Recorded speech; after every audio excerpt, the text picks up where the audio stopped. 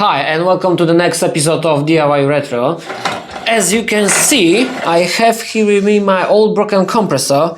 As I don't intend to fix it, I thought it would be cool to turn it into something useful. As I always wanted to have a fireplace in my apartment, I will use this compressor to build a biofuel fireplace out of it. So let's get to work. I start by making a base. I made the base from the same piece of wood I used to build the rustic floor lamp.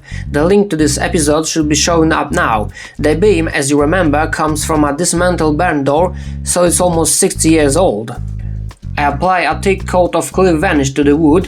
While the varnish is drying, I make a plywood base to which I will then attach the wooden beam. In this case, I decided to paint the base black because it will match the rest of the fireplace well. I also paint a very thick coat of spray paint to the plywood to ensure it would not be subject to abrasion. Once the varnish and the black paint have dried, I can attach the plywood base to the wooden beam. For this purpose I use 4 wood screws. To ensure the base stands level on the floor, recesses must be made so the screw heads are flush with the surface of the base. The final step in the construction of the base is to connect the two elements together, as I mentioned earlier, using the 4 wood screws. Here it is worth paying attention to screwing the screws in at the same time. They will make the elements adhere to each other evenly. Okay, the base is done, but this was the easiest stage of the project.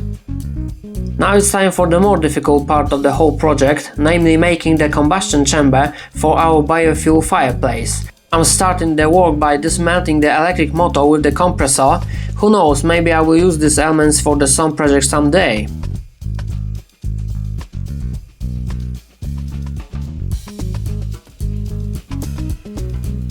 Next, I use an angle grinder to cut off the rest of the compressed air tank, including the transfer wheels. You will have to take my word for it, because the movie does not do it justice, but I get a little bit tired of cutting off those nozzles and tubes, but what don't you do for a vision, right?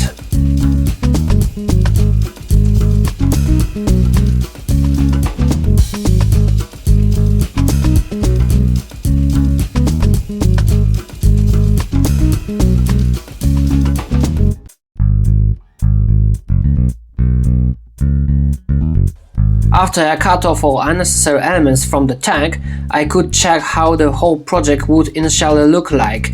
As you can see, everything has to be firmly connected together. The next task, not easy at all, was to make a hole in a tank. I couldn't afford any shortcomings because the aesthetic of the entire project depended on the quality of this hole. And let me remind you that I only have an angle grinder at my disposal, so after tracing the hole in the tank, I began to carefully cut it out. It took me about half an hour to make the hole by hand, but I think it was worth it, because my colleagues were impressed with how evenly I made the hole.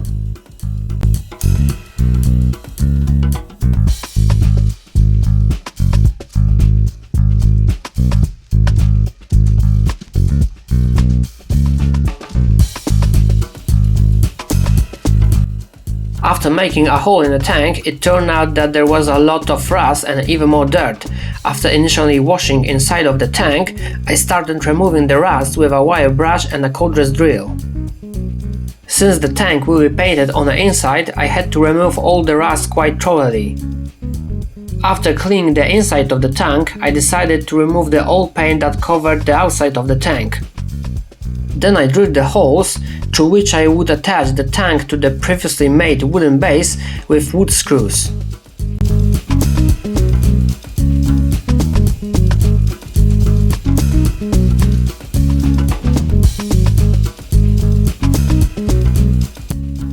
Before painting the air tank, which will now act as a combustion chamber, I put it on a stand for a moment to see how the whole things look. And I have to say, it does not look stupid, which is what I was afraid of when I started the whole project.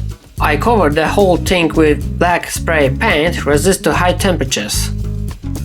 While waiting for the paint to dry on the tank, I glue pieces of felt to the wooden base. This will prevent possible scratching of the floor when moving our fireplace. The structure is basically ready to be connected together. As I mentioned earlier, I used the same wood screws that I used to connect the wooden base elements.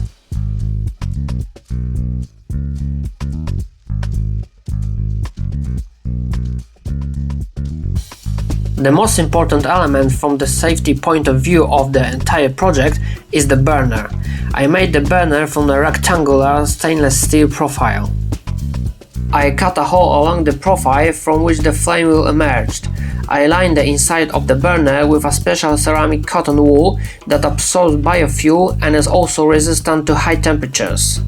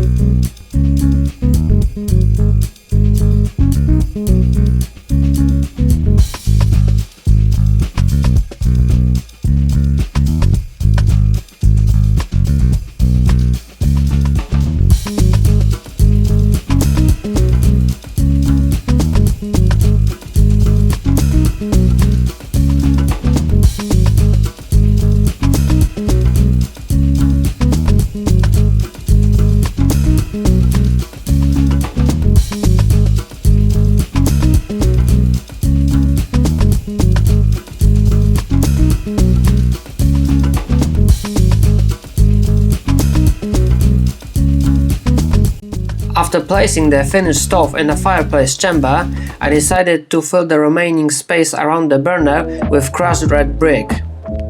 And so it was time to light the biofuel fireplace made of scrap and old wood for the first time. I slowly filled the burner with fuel and lighted the fireplace with the match. I was really happy with the final effect. The whole thing looked very aesthetic, the smoldering flame looked amazing and really gave off a lot of heat. However, there was something I still felt I could improve and make the whole fireplace look even better. So, after the consulting with my nearest friends, I decided to replace the crushed bricks with white decorative stones. And now I'm 100% satisfied with the whole project. This fireplace is what I needed for my apartment. Not only is it solidly made, but it also looks really aesthetic. For me, it's a mix of retro and modern style, which I like the most, as you know. And of course, it gives a lot of heat, which is very useful on autumn or winter evenings. So, okay, that's all for this video. I hope I inspired you a bit, and instead of throwing away your old broken compressor, you will transform it into something unconventional and useful.